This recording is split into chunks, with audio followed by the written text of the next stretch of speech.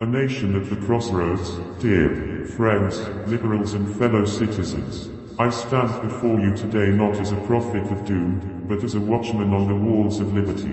I come to you with a heavy heart, for I see a storm gathering on the horizon. It is a storm of our own making, a tempest fueled by the steady erosion of our freedoms and the relentless expansion of a government that has forgotten its place.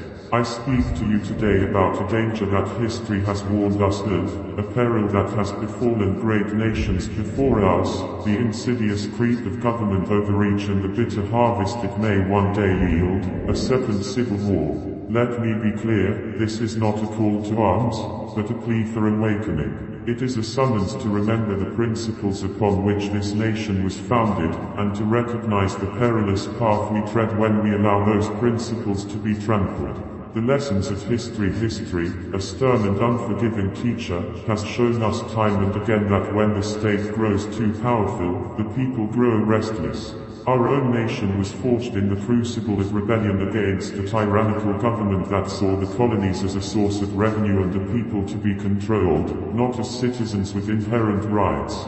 The Declaration of Independence is not merely a historical document, it is a timeless testament to the right of a people to throw off the yoke of a government that becomes destructive of the ends for which it was created. The American Civil War, a conflict that tore our nation asunder, was not born of a single issue, but of a deep and abiding disagreement over the nature of our union and the extent of federal power. The grievances of the southern states, while inextricably linked to the abhorrent institution of slavery, were also rooted in a profound fear of a centralized government that they believed was encroaching upon their rights and their way of life. Look back at the Whiskey Rebellion, when farmers in western Pennsylvania rose up against a federal tax they deemed unjust.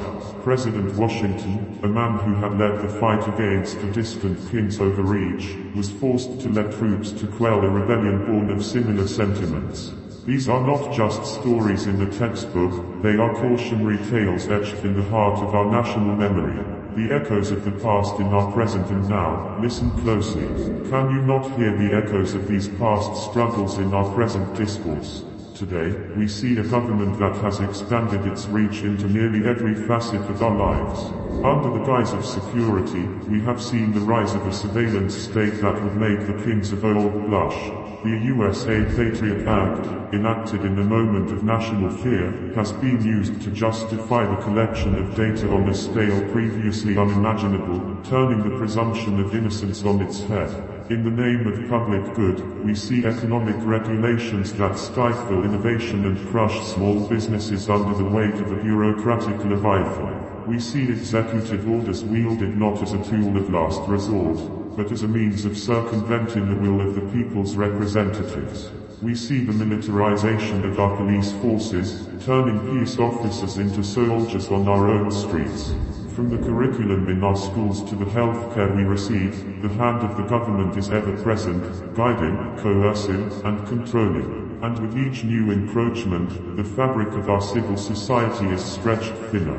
The philosophical foundation of resistance. The great thinkers of the Enlightenment, men like John Locke, whose ideas breathed life into our own revolution, understood the inherent dangers of unchecked power. Locke argued that government is a contract between the rulers and the ruled, and that when the government breaks that contract, the people are absolved of their obligation to obey. Thomas Aquinas, centuries earlier, declared that an unjust law is no law at all. This is not a call for anarchy. It is a recognition of a fundamental truth, that our rights are not gifts from the government, but are endowed upon us by our Creator. A government that systematically violates those rights forfeits its legitimacy. The fuel of polarization. What makes this moment so fraught with peril is the deep and bitter polarization that has gripped our nation. We are no longer a people who can engage in civil debate. We are two nations, inhabiting the same land, speaking different political languages. This chasm of understanding is the fertile ground in which the seeds of conflict are sown. When one side views the other not as political opponents, but as existential threats, the middle ground vanishes. Compromise becomes a dirty word. and the actions of the government, which should be a unifying force, are instead seen as a weapon to be wielded by one faction against the other. A warning of what is to come, and so, I return to my solemn warning. When a significant portion of the populace believes that the government is no longer their protector, but their oppressor, when they see their fundamental rights being stripped away, one by one, when they lose faith in the democratic process to effect change, and when they are divided from their fellow citizens by an unbridgeable gulf of animosity, the conditions for civil conflict are ripe. The road to civil war is not paved with grand pronouncements, but with 1,000 small and seemingly insignificant steps. It is a slow, creeping decay of liberty, a gradual erosion of trust, a steady escalation of rhetoric, until one day, a spark ignites the tinderbox. A call to action. Let us not be the generation that allows this great experiment in liberty to perish. Let us, instead, be the generation that pulls it back from the brink. This is not a time for silence or for apathy. It is a time for courageous and principled opposition to government overreach in all its forms.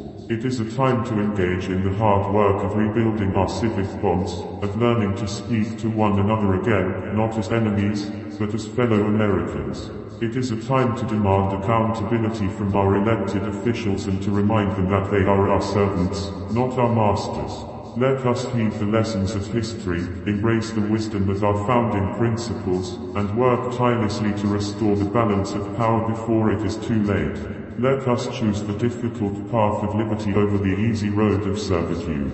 For if we fail to do so, the echoes of the past may become the deafening roar of our future. We will not stand for this hatred. May peace come to all. A nation of the